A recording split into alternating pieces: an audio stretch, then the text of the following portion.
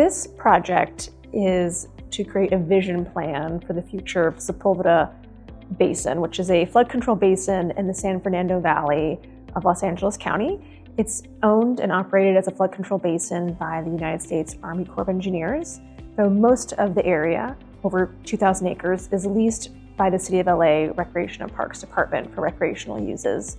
At the heart, the Sepulveda Basin is a flood control basin, and a large component of this project is restoring the LA River to a more natural hydrology and with connectivity to the floodplain. Right now, it is a concrete channel that kind of just runs through the basin.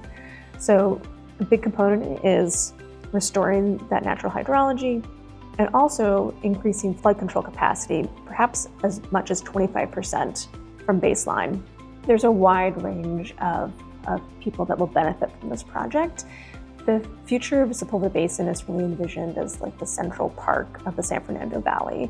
There are going to be increased recreational opportunities, better connectivity from communities to within the basin. Right now it's pretty hard to get into the basin, and as well as increased connectivity within the basin, so increased trail networks. There'll be increased cultural amenities, recreational amenities, so improved and new recreational fields, aquatic center, really, over 47 projects planned over the next 25 years within the Sepulveda Basin.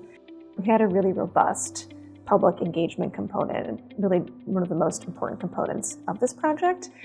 We had workshops in the basement, community engagement with youth groups within the basin. We had text-based outreach and outreach within the community at farmers markets, bus stops, and community events. So really trying to meet people where they were so that we weren't just focusing feedback on the people that could, make it out on a weeknight to a community meeting.